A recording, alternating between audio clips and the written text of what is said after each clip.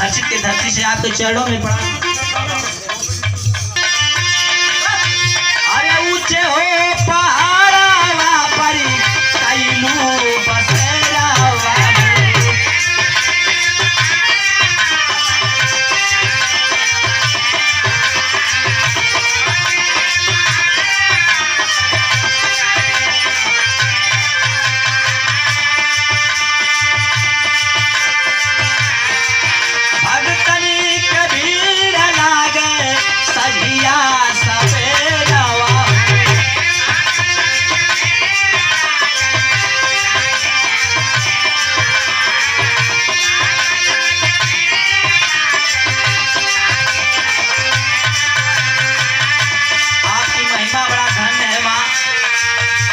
जगह पर आप रूप एक ही है लेकिन नाम अनेकों है।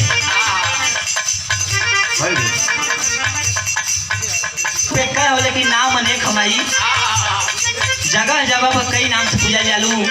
जैसे एमपी में चले माई मैहर देवी के नाम से पूजा जालू। मिर्जापुर में माँ विंध्यवासिनी के नाम से पूजी जाती हैं। कैमूर भभुआ में माँ मुंडेश्वरी और तारा चंडी के नाम से पूजी जाती हैं। आपकी महिमा बड़ा धन है हमारी। धर्मेंद्र पासवान जी 100 रुपए का पुरस्कार भरत भैया के मित्र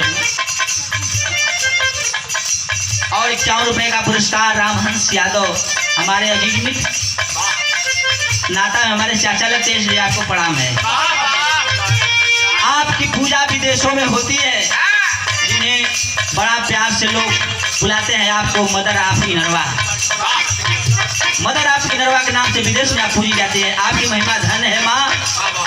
दास आज कुछ मांगत ना हो, अगर देवल चाहत हो तो दे दा एक चीज का।